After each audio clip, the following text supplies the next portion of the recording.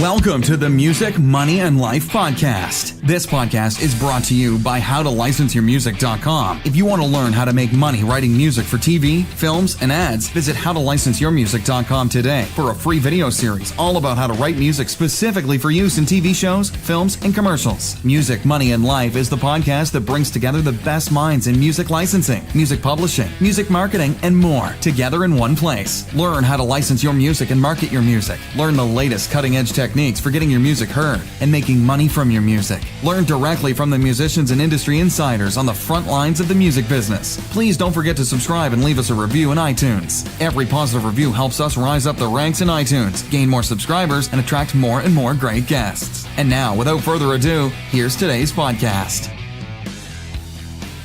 My challenge is to talk the way.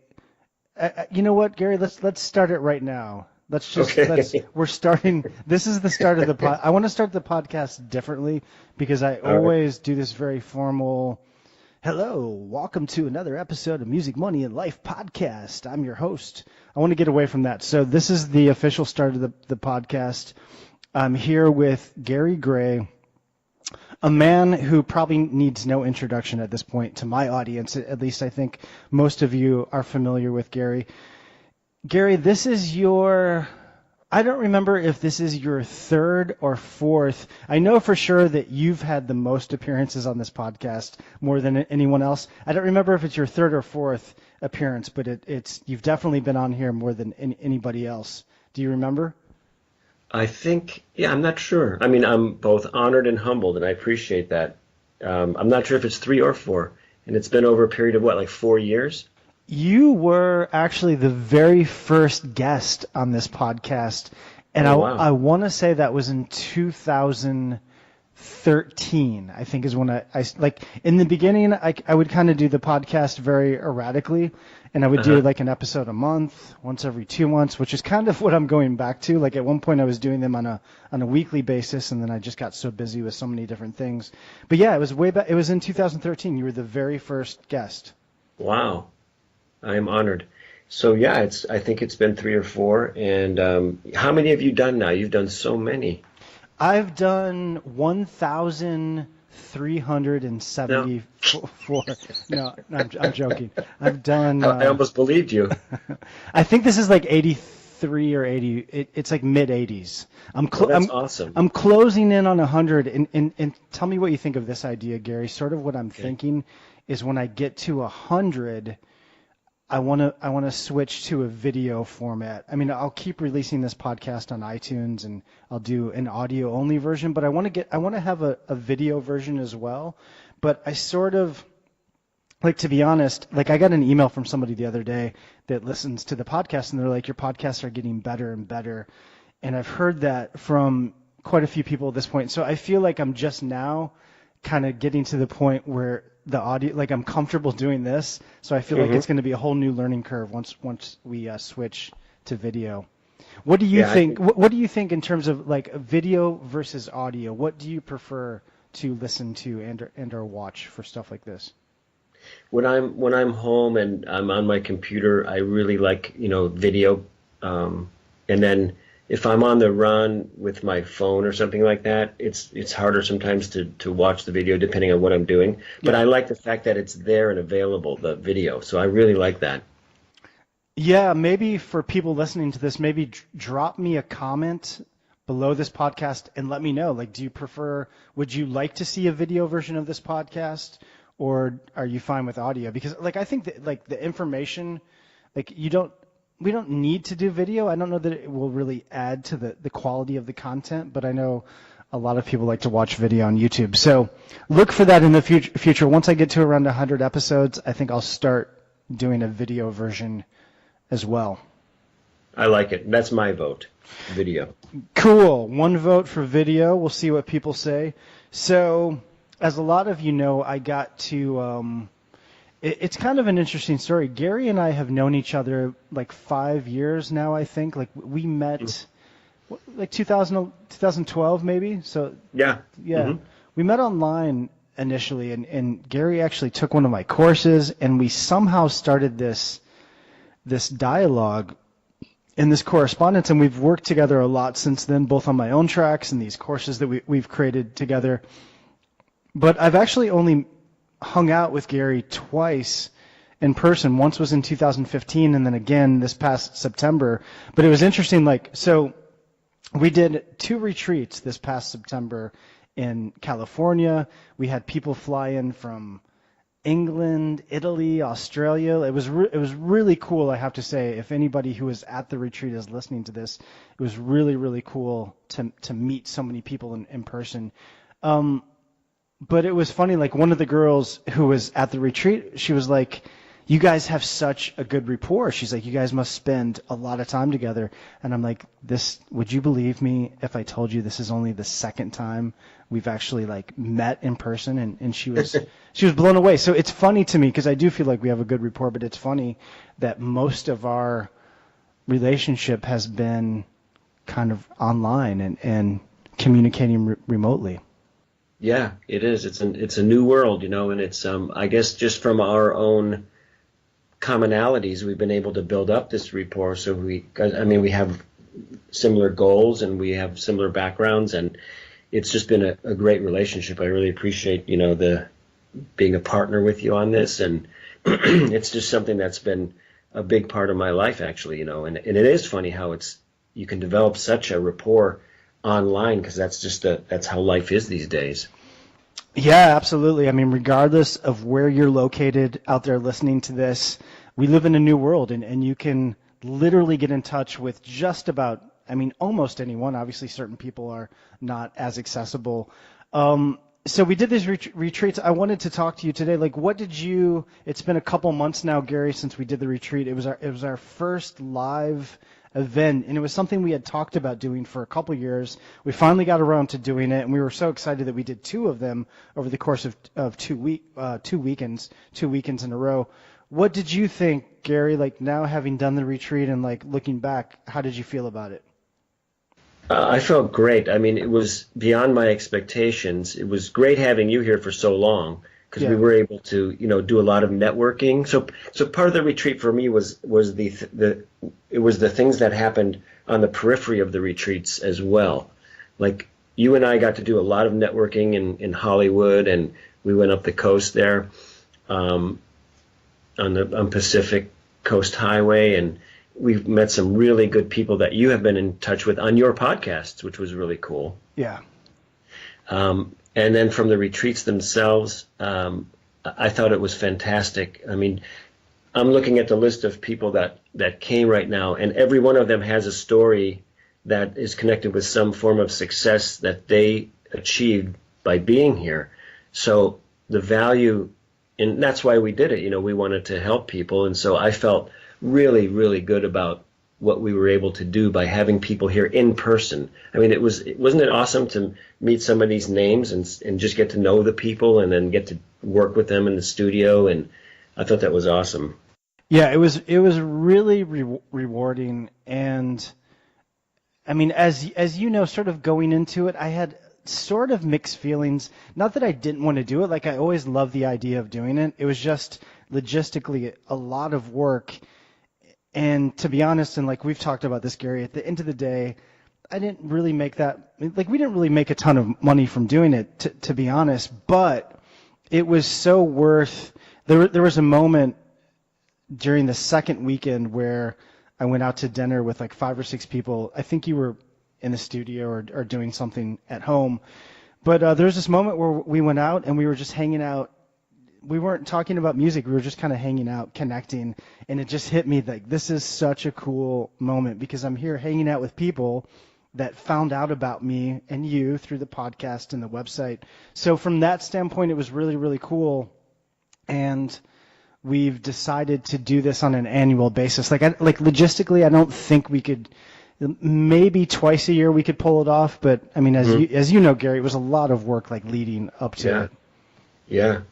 No, it was awesome. And those moments that you were talking about, remember, part of the retreat was that we had kind of a hangout day the day after on Monday. And so we went to the beach and we went to Hollywood, and just those moments were so cool, getting to know people. And that's part of networking, Right. It's funny, but that actually is an important part of the industry right there, is just establishing relationships with people as people. It's such a people industry, and I keep learning that over and over and over again, how this whole licensing thing is just about people, and dealing with people and establishing the relationship. So that part was awesome. Besides all the technical things we did, we were in a multi-million-dollar studio one day. The next day we were in my home studio, and I was able to show people the production side and how to get, industry standard quality out of their recordings. And so people, I've been getting emails back from everyone and how much they got from you, from the business side of it, and how much they got from me on the technical side. So it's been really good. I mean, I know I'm just being general because there's so many specific success stories, but rather than go into each one, I do want to say that there were a number of them, and overall, I thought it was an amazing experience. Yeah, no, it was definitely really rewarding. I definitely want to do it again. I want to maybe put a little more planning into the next one, and hopefully each, successive year it will get a little bigger, and it'll just become a more viable process. But yeah, it was really cool. I definitely want to do it again, so we'll keep everybody posted about that. One of the other things that I wanted to sort of mention to people, so I've been working, Gary, probably harder than I've ever worked, like on just everything in general, music, my website, the business, just I'm really, really putting in a lot of hours. And one of the main things that I'm working on is this new member site. Oh, yeah. Yeah, so you know about this, and you're going to be a part of this, obviously. But this is another idea that I've had and we've kind of talked about for, again, probably a couple years. It's funny, like how some of these ideas really take time to sort of come to fruition. But I've been working on this site probably over a year to a certain extent, and over the last 3 or 4 months, 8, 10, 12 hours a day getting this site ready. So I'm really excited about this website. And like sort of the way I'm looking at this, Gary, is I'm sort of putting myself in the shoes of people who are going to be using this site. And this is, which is kind of an obvious thing to say, but this is the first time. It's like everything I put out, every course I've created, every product I create, I'm excited about. Like that's why I offer it, is because I believe in it and I feel like what I'm doing is valuable. But this particular website and resource is so beyond anything that I've done that I'm excited about it. Do you know what I mean? Like as I'm going through the site and putting the content together and the resources and the leads and all the information that's going to be on this website, I'm looking at this from the perspective of someone who's not me, who just goes to this website, and I feel like it's going to be an amazing resource. And I hate selling products and services. Like I consider myself I don't like sales. Like there's this element to trying to sell something that potentially can seem very sleazy, but I'm telling you, like, this is something I really believe in. And you've checked it out, Gary. Like, what are your thoughts after having? Oh, it's amazing. It's amazing. I mean, to me, it's like I look at the thing. It's ready to release now, but I know that your vision is to really jam pack this thing, for people. And it's funny, I mean, I feel like I'm selling it now, but it's just because I'm excited about it, like you are, and you've done an incredible job on this, and you put a lot of work into this thing. I mean, I look at it, and it's like a corporate offering from some company that has like 20 people on their staff. You know what I mean? Yeah, for sure. And there are going to be multiple people involved. I mean, so just to sort of give people listening to this an idea of what we're talking about, imagine a Netflix for music licensing. Like that's sort of the way I describe it, is imagine a site that you can log into and access dozens of courses, music licensing leads, find out exactly who's looking for music, in-depth audio interviews. It's hard to talk about it without sounding like I'm trying to sell it, but it's funny because like I think about this a lot, like in terms of business. There's certain businesses out there that like the value of what they're offering for the money they charge, and I think Netflix is a great example of this.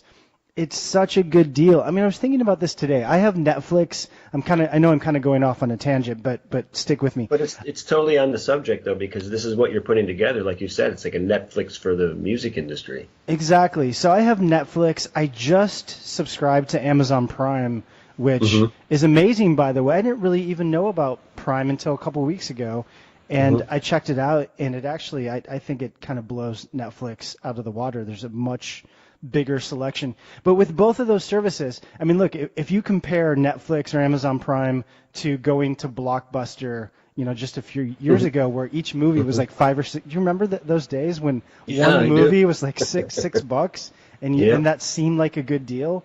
But now, in the digital age, $10 a month, $12 a month for thousands of movies. If you like movies, is kind of a no-brainer. So back to the new membership site, it's sort of that model, a low monthly price for everything. And the idea, obviously the only way it's going to work is if we get a lot of people to sign up for it. But I'm building a team around this. I have one guy, Gary, whose full-time job is going to be curating leads 5 days a week, 8 hours a day.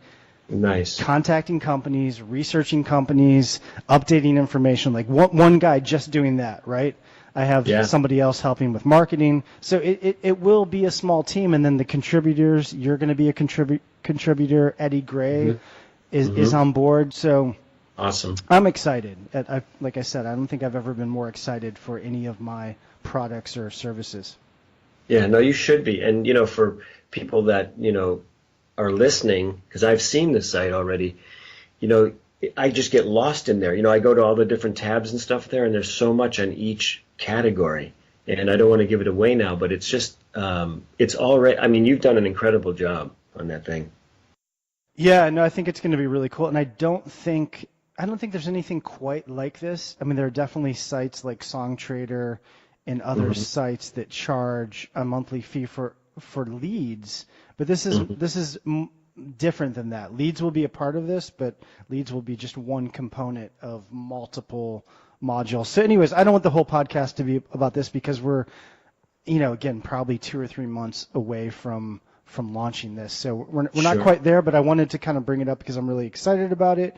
The other thing, though, I wanted to get into with you, Gary, is this gig you had recently for 20th Century Fox. Can you you were telling me the story via email. Can you kind of tell everybody how you got this job, what led up to it, and what the job entailed?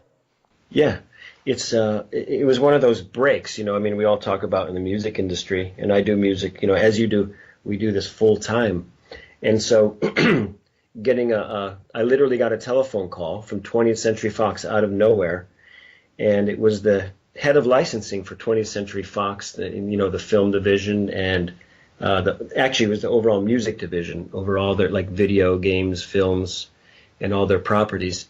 So I get this call, and I was like, "Yeah, this is Gary Gray." I said, "Can I help you?" And they were, "Well, we were referred to you by the Disney Music Group, and that's a client of mine that I do work for."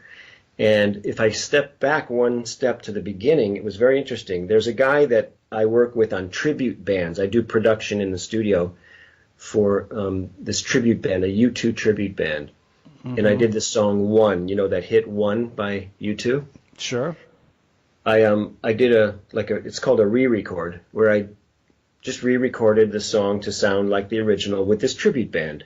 And I had met in Hollywood, and we talk about this a lot, and I think when you were here at the retreat, we got a taste of this in real life, that being in a mecca of music like LA, Nashville, London, New York, etc., Atlanta, if you are there, if you can travel there or live there, there are a lot of things that happen networking-wise that wouldn't happen if you weren't there.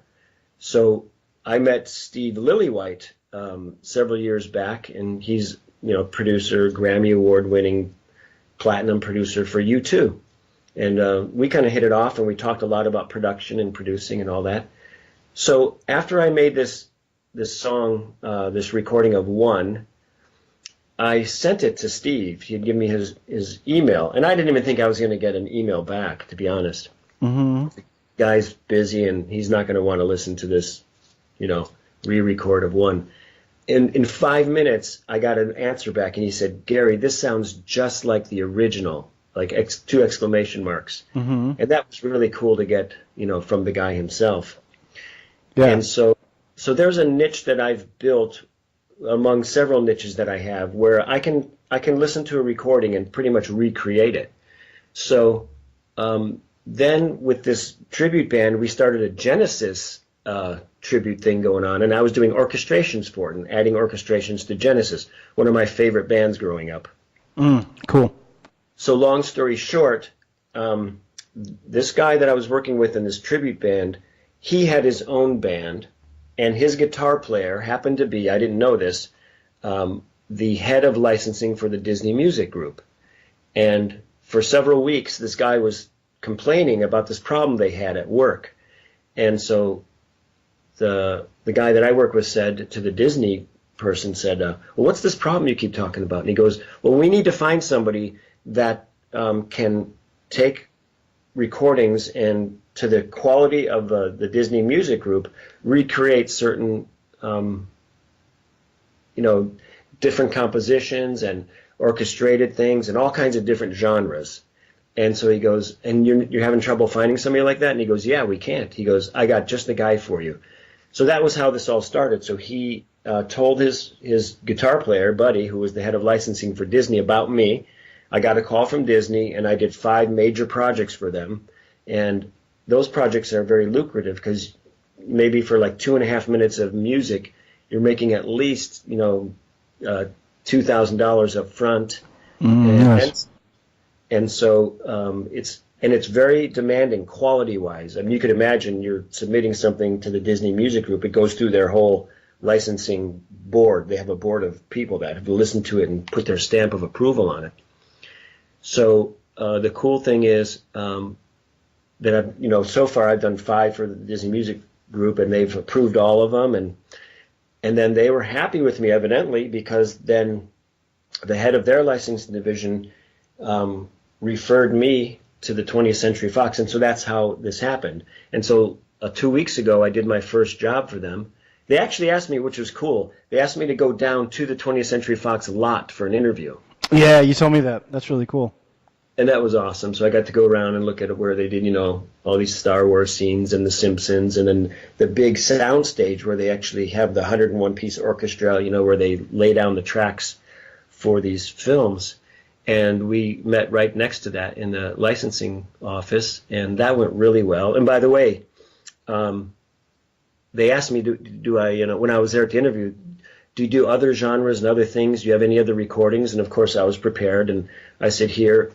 And I played, one of the tracks I played was Our Love. And they loved nice. it. Yeah. That's what I was going to say, that's one of my songs for those following at home.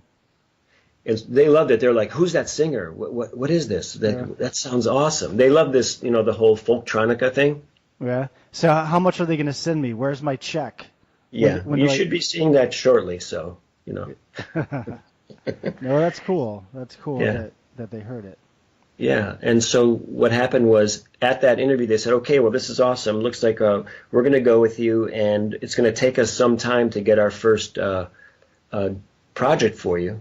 Well, what was great was on my way home, I got a call, and they said, hey, we got our first project. We got a client. We're ready to go. And it was for a Predator video game that's coming out as part of the whole launch for the 2018 release of the new Predator movie, by 20th Century Fox. So I finished that. It was a 6.5-minute queue that I finished in 4 days. It was one of the most intense things I've ever done, both, just deadline-wise and quality-wise, and they loved it. So it's, I just knock on wood that, and I teach my students, that the quality of your work is the thing that's going to promote you more than anything. So it worked out in this case, and that's the story. That's awesome. Yeah, I think those were I think the 4 days that you were working on that were the 4 days that you did not respond to any of my emails. Like I figured that's what happened because you told me about the job, and then it took you like 4 or 5 days at one point to get back to me. But I just assumed you were busy. And by the way, like another thing that was really cool about this last trip, and I guess I sort of observed this in 2015. But I feel like more so in this last trip is just your crazy work schedule. Like for those of you listening to this, Gary will start, and I don't know if this is typical of you, Gary, or if this is just over the time that I was there, this was your protocol, but he would start tracks around 4 or 5 in the afternoon and then stay up all night to 5 or 6. He would just go 10 or 12 hours straight in the studio. I'm meanwhile I slept on his couch, which is on the other side of his studio, and that was funny. Just seeing how much you put into this, but also your kind of weird hours, your unconventional hours. But I guess that's one of the great things about working for yourself, right? You get to decide what schedule you set. Yeah, it was unusual because of the retreat, because I was trying to handle clients and do all the stuff for our retreat. So true. Yeah, but normally, that does happen. I mean, normally I get like maybe twice a month I'll get a deadline night where that happens. And other than that, I put in the hours, but I've been really working hard on balancing life, and I go out on the beach and I run every other day with the dogs and spend time with Chrissy, and I'm able to balance things more, especially when you get your quality up and then you can get the money for those tracks. So instead of getting $100 for all that work you put in, you're getting $1,000 or $2,000 or $3,000 for each track, and that adds up. That makes a big difference. So the 20th Century Fox gig was for the video game Predator. What projects were the Disney orchestrations in? Those were they were licensing deals based on movies that had been released. So they were like I'll give you an example. Alice in Wonderland, the new version. Mm-hmm. One of the things they gave me to do was to take the theme from the Alice in Wonderland, which was recorded at like Abbey Road with the London Philharmonic and all this, and I had to do a re-record of that. It had to sound identical and exactly like that, because licensing-wise, this was interesting. They told me that if they were to try to license that track, which there were several clients that wanted to license that track, this theme from Alice in Wonderland, and they said they would have gone out of business if they tried to license it, because it would have cost Disney, every time that it was played somewhere, they would have to put out like 6 figures, like over $100,000, because of these laws with film compositions, film soundtracks. When you try to license them, it's like everybody has to get paid. All the orchestra members and the whole engineering and production team and all these people have to get paid. Yeah. Every time. So they can't license them.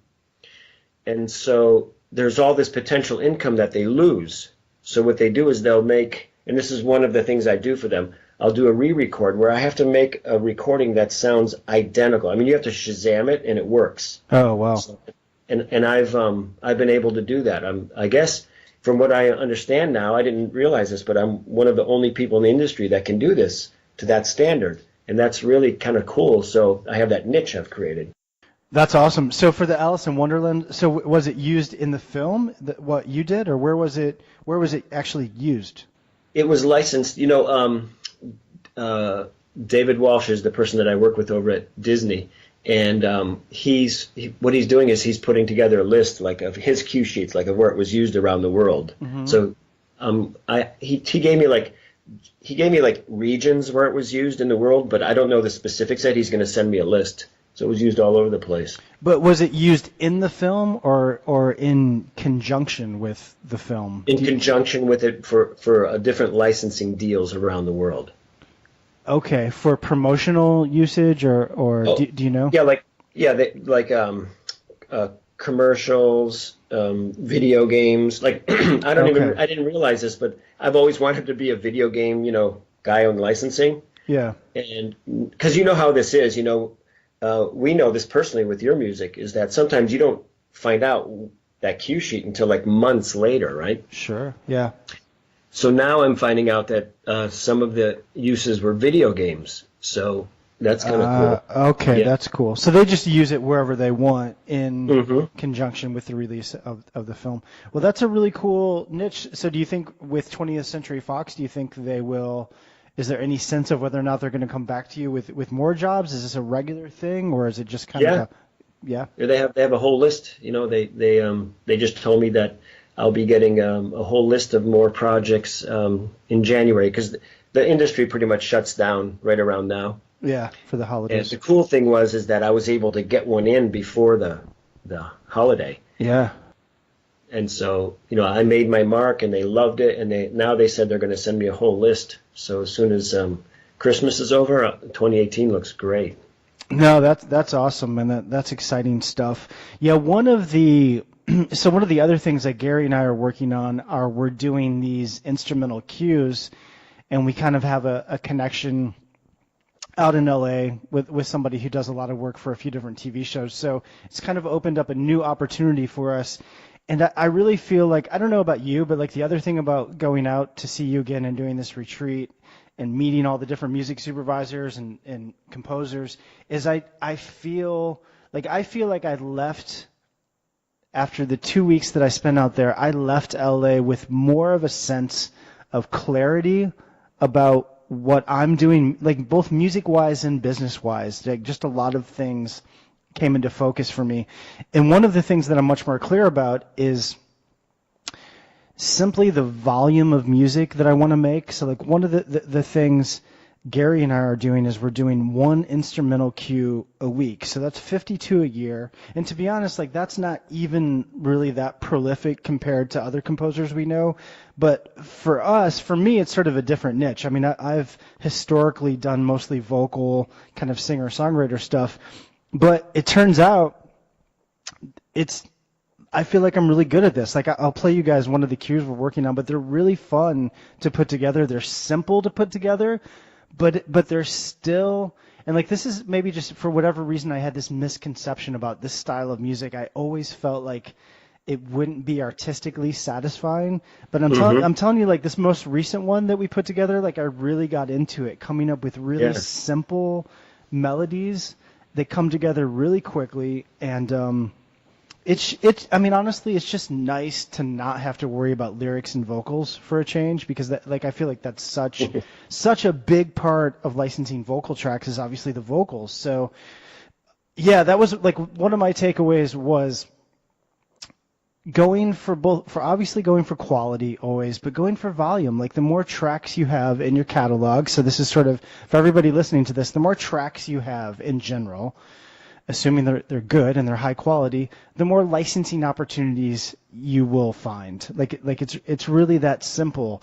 And so Eddie Gray, who a lot of you know, I did this course together with Eddie recently about how to be a TV composer, is incredibly prolific. Like one of the things he said at our retreat, Gary, I don't know if you remember this, but he said he's written over 1,000 cues in 2017. Like we're not even done with the year, and he's already put together 1,000 cues. Which, if you do the math on that, it almost seems unbelievable. But again, back to work ethic. Like when we were there, he was up at 4 a.m. cranking these things out. So I think you have to strike a balance and find out what works. But for us, like for you and I, Gary, one a week, plus the vocal tracks, plus I'm working on some acoustic stuff. You know, I want to get up to 70 or 80, 100 tracks a year. And for me, that feels like a very attainable number. Yeah, no. It's really an interesting concept when you're doing this and you really want to succeed. Like you're saying, it's got to be quality and quantity. And if it was the only thing you and I were doing, we could crank out one a day, which we did when you were here. You know, the first one we did in one night, we got it done, and it was accepted. So, and it's a lot of fun. You do really well at this too. Really nice stuff you've been sending me. And I like this. I think we've done 3. One we just did kind of artistically. That was kind of that Pink Floyd-ish thing. Mm-hmm, exactly, the first one. Yeah, and then these other ones were kind of targeting more for, specifically for licensing. And but I think they're coming out really nice. You're doing great work on that. Yeah, they're really fun, and like I said, it's just nice. I mean, like I'll never stop writing songs. I'm a songwriter, and I write songs with lyrics and vocals. I'll never stop doing that. But it's sort of nice to be able to, because I think one of the other things with licensing is if you're trying to pursue this from the angle of trying to make money, there's this pressure to crank out music. And that's a hard balance to strike sometimes, because if you want to be artistic and you know, when you write songs, you want to get them right.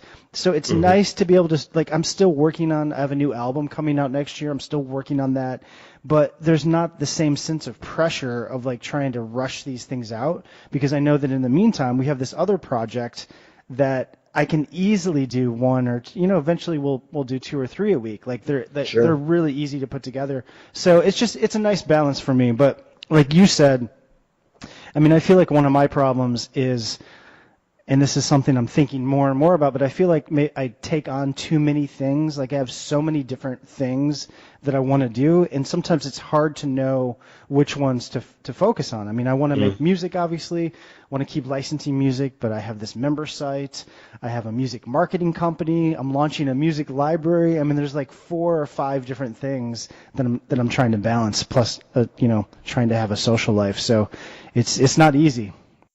No, that's so real to me, and I think to so many people, you know, that, I mean, almost every student that I have and every person I have that I've worked with that connected to howtolicenseyourmusic.com pretty much has the same goal, every one of them, and that is to do music full time. They want to make a full-time living somehow out of licensing their music or doing things with their music.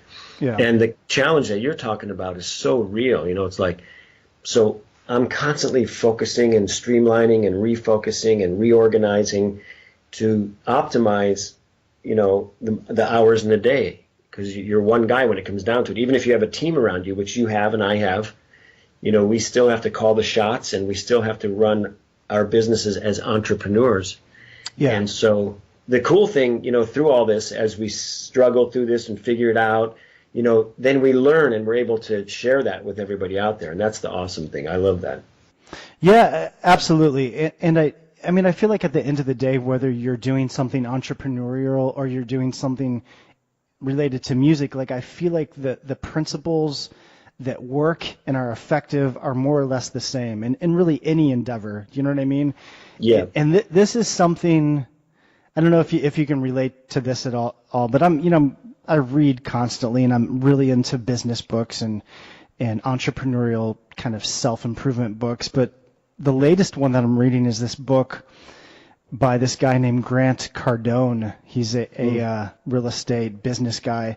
But it's a real simple concept. He says that anything you're trying to do, like in business, just assume that it's going to be 10 times harder than you think it is. And like if you just go into it with that assumption, it'll work out. Like, if you know what I mean? And so that's kind of how, it's kind of like a realization I've had lately, is that I've been doing this for close to a decade. Everything I'm doing is growing, but gradually, you know. So to push things forward, like, it really does at the end of the day come down to more work, you know, just putting more effort into it. So that's kind of why I'm going into this new project.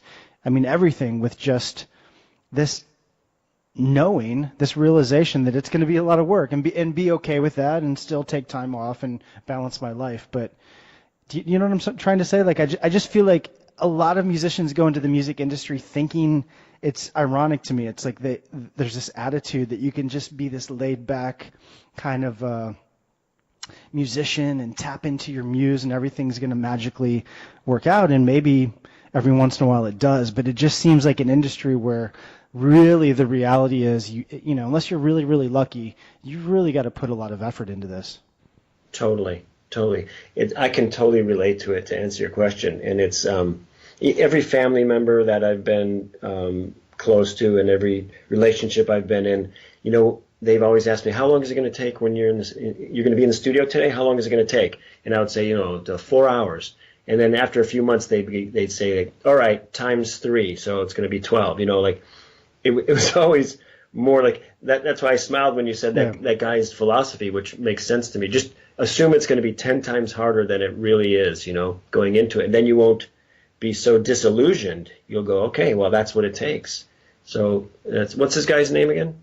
This guy is Grant Cardone. He's a very boisterous, big personality.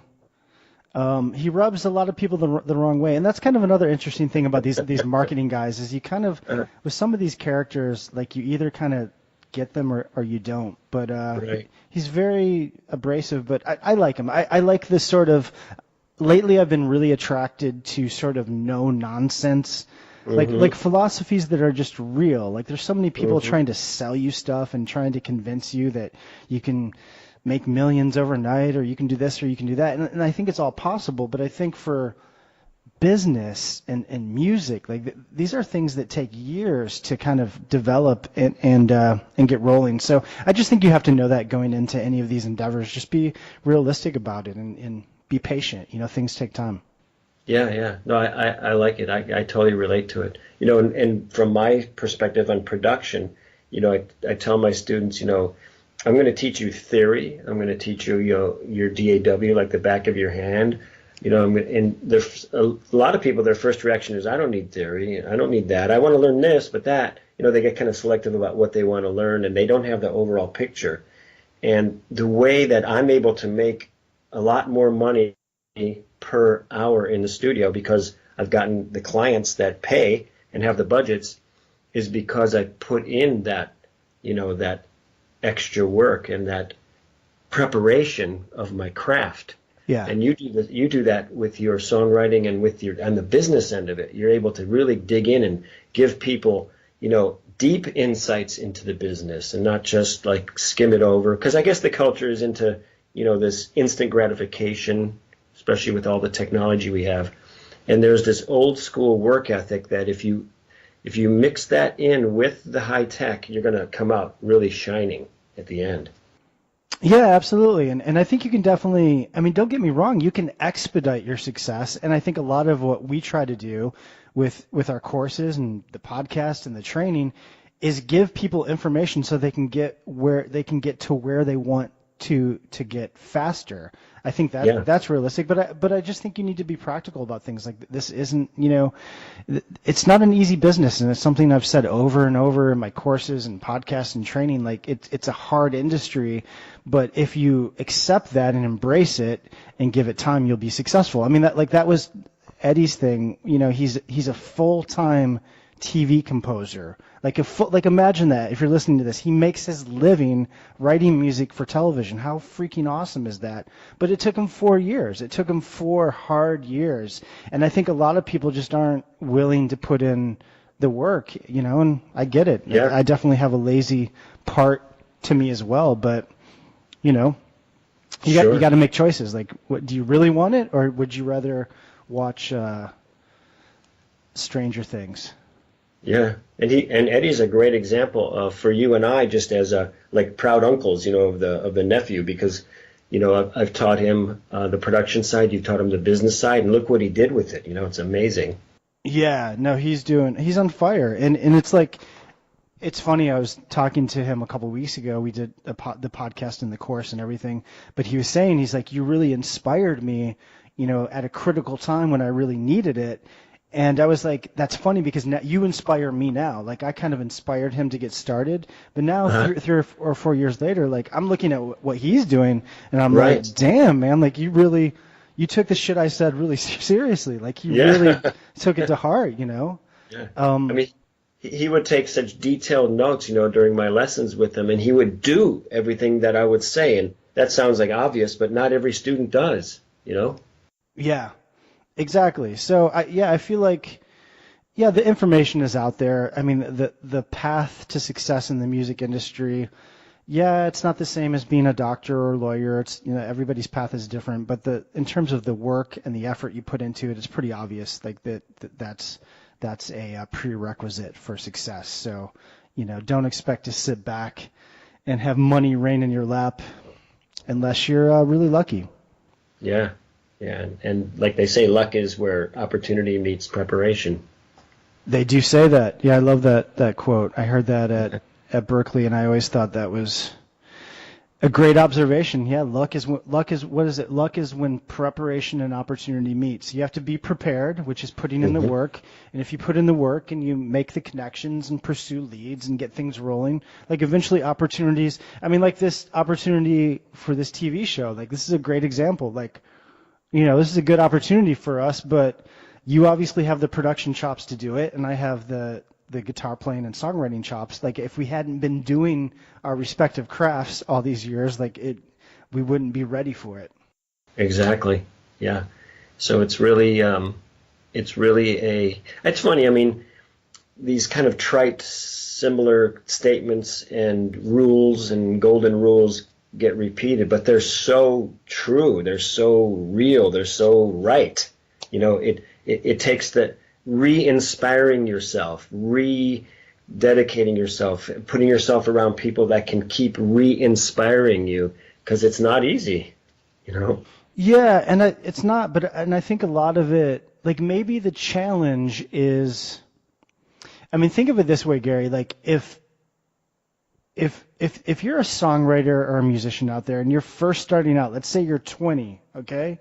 And if someone went to you and said, if you start right now working your ass off, like right now, from today, within 4 years, or let's say 5 years, you'll be doing this full time and you'll be making a comfortable 6-figure LA-style living. Like if you knew that, would you do, like probably most musicians would be like, hell yeah, I want to start yesterday. I'm excited.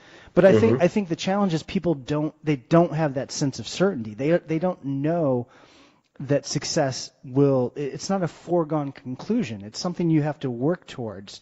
And I think that's the tricky part of it, is like, how do you maintain your passion and your commitment and your dedication? And I don't have the solution, by the way. I'm just throwing this out there. But it's like, how do you do that while at the same time having bills to pay and responsibilities? Like, that's a tricky thing for people to balance. It's very tricky, very tricky. And, it's funny because as you were talking, I was thinking you were that answer for me. Like, you would say this one thing so simple throughout your blogs and in your podcasts, and it was this theme that I hung on to that helped me get up to where I am now, which is, you would just say, don't give up, keep going. I mean, it's so trite, but it's like the way you would say it and the stories you would tell and the ideas you would purvey, they were so strong. You just have this way, and it's look at what we've created, people like Eddie Gray, and there's a bunch of them out there, that are succeeding now because of you and what you've done with howtolicenseyourmusic.com.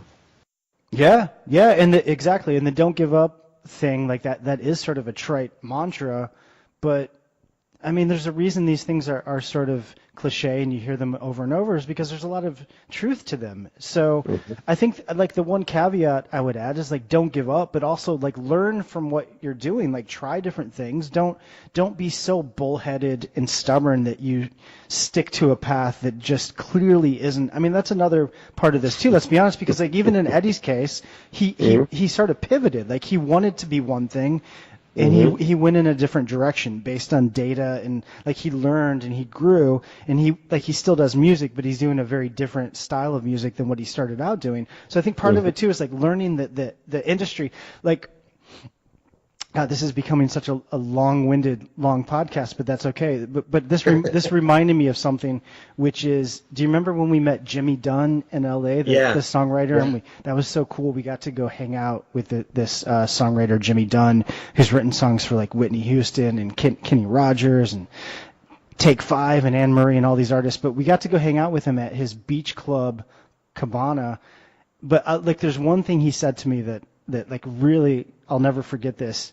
Like, it really stuck with me. He's like, go where the money is. Like, like if you're trying to make a living doing this, figure out where the money actually is and go in that direction. And so I kind of feel like that's what Eddie's done, is he just figured out this niche and he's pursued it. Like, as opposed to, I want to be Bon Jovi. Okay, cool. Yeah, maybe, 0.0001% of artists will actually get to be Bon Jovi. Maybe you'll be the next Bon Jovi. And if you have the looks and the chops and the vocals and the marketing prowess to do that, more power to you. But I think so.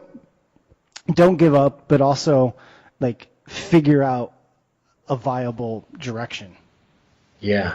And it's those kind of messages that really help push me through, and like, one interesting thing recently that you just made me think of is and it was an offshoot of the retreat. I was able to. I was asked to be on the panel with Cindy Bedell Slaughter. She put the panel together for the 2017 Film and TV Summit at RITMO. It's the Reaching Youth Through Music Opportunities, where they have some of the biggest heavyweights in the licensing industry that put on this thing every year for actually a fundraiser. So I was able to be on this panel right after the retreat, and one of the guys there was J.C. Quintero. He's the head of music for Saban, which they do the Power Rangers and all this stuff. I mean, it's an amazing, corporation that just is a power player in music licensing. And he and I really hit it off. We were both on the panel, and he said something. He said, learn music you hate. This was one of his messages. And people were like, what? He goes, learn music you hate. Okay, we're back. We had some technical issues.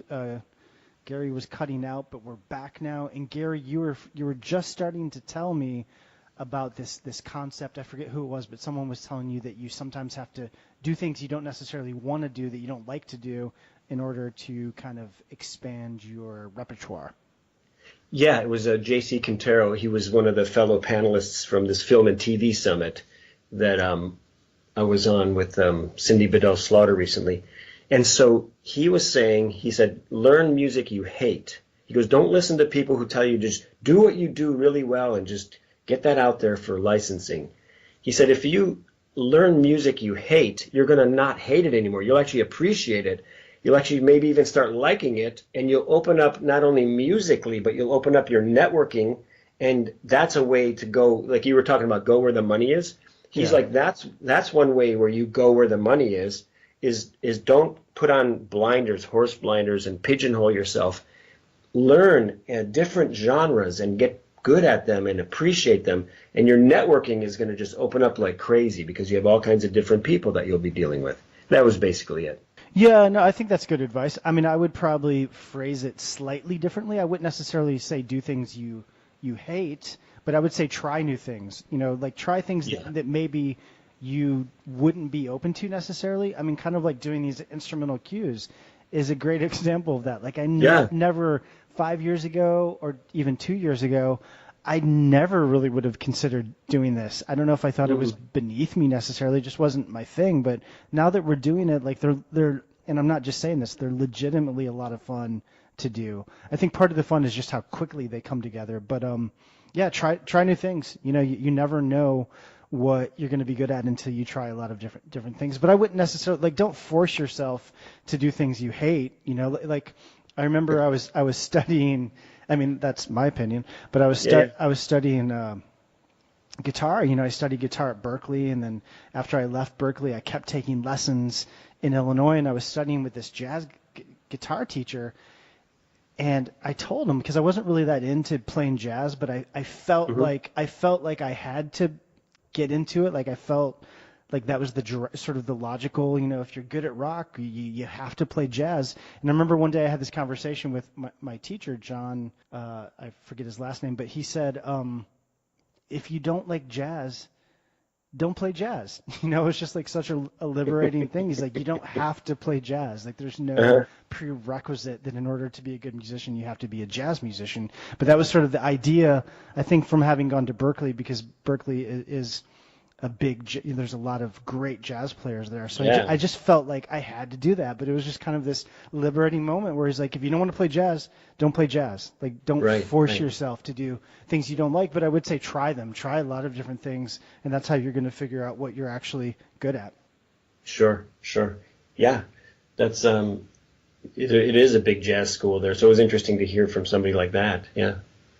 Very cool. Yeah, and John is an incredible guitar player, and I mean, I respect jazz. I can't say that I love it, but I definitely respect jazz musicians. But it was never something I really embraced.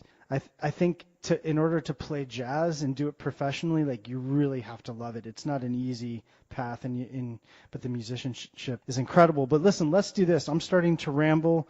I can hear myself starting to get incoherent. We've had a nice long podcast today.